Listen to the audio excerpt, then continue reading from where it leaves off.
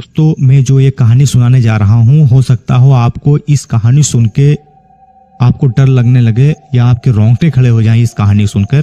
ये कहानी एक सचिन नाम के लड़के की है। झारखंड और कोलकाता के बीच एक स्थित इटहा गांव से बिलोंग करते थे। इनके फैमिली में इनके माता और पिता थे और ये थे बस, और इसके अलावा कोई नहीं था। एक छोटा सा फैमिली था इनका। और इनके माता पिता बहुत ही गरीब होते हैं और गरीबी के कारण से इनकी पढ़ाई भी नहीं हो पाती है। और धीरे धीरे समय बदलता रहा और सचिन उस गरीबी से लड़ने की कोशिश करते रहे। और इनके साथ में जो दोस्त थे वो पढ़ लिख कर उनका अच्छा खासा शहर में जॉब लग जाता है। यह सब देखकर सचिन अपने आप में बहुत कोसते हैं।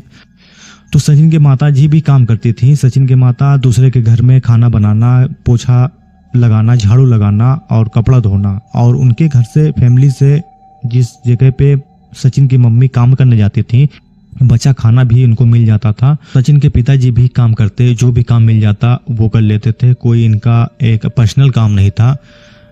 सचिन भी अपने पिताजी के साथ में जाते और काम करते। जो भी पैसा मिलता वो अपने घर की जरूरतें पूरी करते। लेकिन जिस हिसाब से उनकी कमाई थी, जिस हिसाब से उनकी दिहाड़ी थी, उस हिसाब से उनका जरूरत पूरा नहीं होता।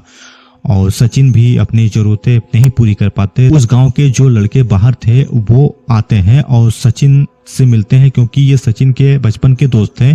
सचिन जिस दिन काम पे नहीं जाता तो उनके साथ में दिन भर घूमता। उनके दोस्त का नाम था अजय और विजय। तो अजय विजय से बताते हैं कि अगर मेरे लायक कोई काम हो वहां पे तो मैं भी चल सकूं। तो अजय विजय कहते हैं कि हाँ, तुम्हारे लायक भी काम है।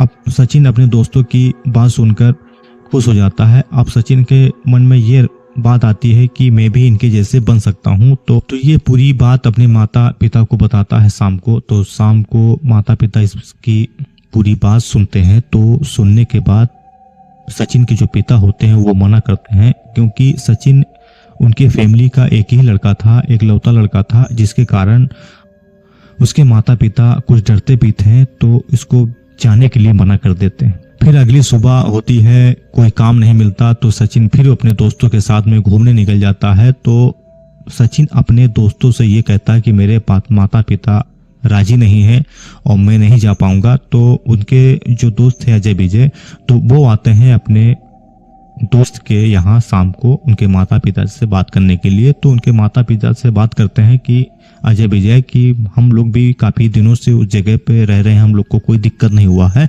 अगर सचिन भी चलता है साथ में तो हम लोग तीनों एक ही साथ में रहेंगे और भी अच्छा रहेगा। ये बातें सुनकर काफी देरों के बाद उनके माता पिता मानते हैं। 2 से 4 दिन बाद इनका टिकट था, तो उसमें सचिन और अजय विजय तीनों ही चले जाते हैं गाँव छोड़कर। तो जिस कंपनी में अजय विजय काम करते हैं उस कंपनी में सिर्फ कपड़ा पैकिंग का काम चलता था। और कुछ ऐसे वर्कर थे जो कपड़े के ऊपर मोहर और प्राइज लगाना, तो इसको तो उतना कुछ आता नहीं था प्राइज के बारे में। तो ये सिर्फ पैकिंग करता था। तो इसको पैकिंग का काम आसान लगा, सरल लगा, तो ये पैकिंग में चला जाता है। तो इसको बस जल्दी जल्दी होती है कि मैं कैसे बड़ा आदमी बनूं और सब कुछ मेरे पास रातों रात हो जाए। तो ये था इसके अंदर लालच या जुनून कह सकते हैं आप लोग।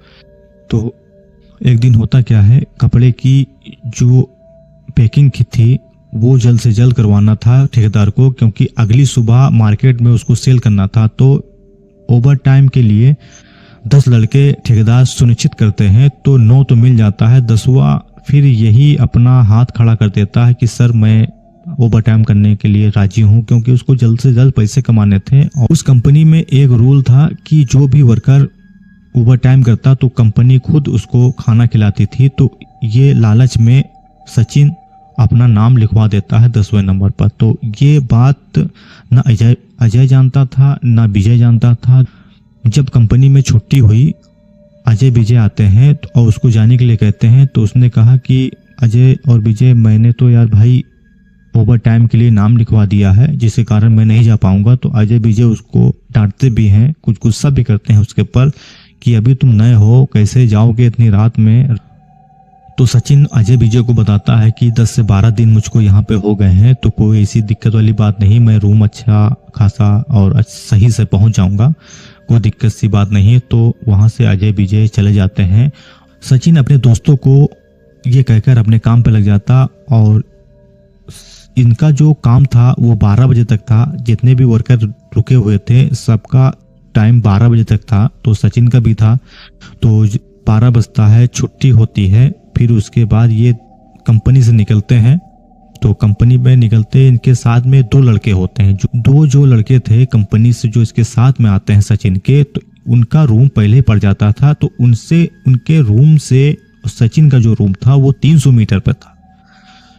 तो वहां से ये अपना अकेले रास्ता तय करते हैं। तो थोड़ी दूर चलते हैं तो इनको पूरा रास्ता, जो सड़क थी वो पूरा सन्नाटा और पूरा अंधेरा था। सचिन वहां से अकेले होते हैं, उनको अकेला रास्ता तय करना था। तो सचिन आगे बढ़ते हैं, धीरे धीरे रोड सन्नाटा सा होने लगता है। फिर रोडों पर जो लाइटें थी वो भी सब बंद पड़ी हुई थी। तो उसी रोड पर एक पीपल का पेड़ था, बहुत काफी पुराना। तो उस जगह रोड पे ना कोई लाइट जल रही थी 12 बजे के बाद से, और ना तो कोई आना जाना था उस रोड पे। सिर्फ सचिन ही चल रहे थे उस रोड पे। उसी रोड पर उनका ही एक पैर था जो चल रहा था।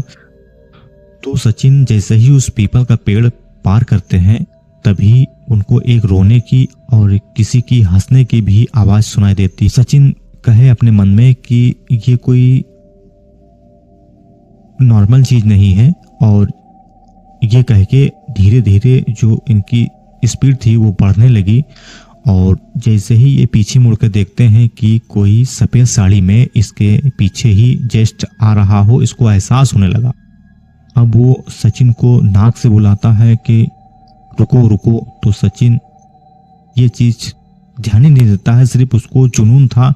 बस उसको ये उसके मन में था कि कितने जल्द से जल्द मैं अपने रूम में पहुंचूं, और बस यही उसका एक लक्ष्य था। और पीछे भी मुड़ के नहीं देखता। कितनी बार वो बुलाने की कोशिश करती है और कितना भी उसको बुलाती है तो वो सुनता नहीं, ना पीछे मुड़ के देखता है। कुछ दूर जाने के बाद इसको लगा कि शायद वो चली गई हो, जो भी हो वो चली गई। तो पीछे मुड़ के देखते हैं कि वो जो साया थी वो बिल्कुल हवा में थी, उसके पैर जमीन पे नहीं थे, और आधा उसका जो सर होता है वो जला हुआ था। और दुर्गंध से भी उसके पास से जो हवा गुजर रही थी और सचिन को टकरा रही थी, तो उसमें दुर्गंध भी थी, मानो किसी जानवर सड़ा हुआ उस टाइप का उसको बदबू महसूस होने लगा। तो सचिन अब यही कहते हैं कि मैं अब नहीं बचूंगा, अब मैं रूम तक नहीं जा पाऊंगा, और जो माता पिता का जो सपना था वो भी नहीं पूरा कर पाऊंगा। तो अचानक से इसको एक मंत्र याद आता है जो इसकी माता थी, पूजा के वक्त वो मंत्र का जाप करती थी। तो ये कहा कि लास्ट उपाय यही है। अब उसको ये लगा कि शायद मैं उससे बच जाऊं। मंत्र जोर जोर से बोलने लगा और धीरे धीरे चलने लगा।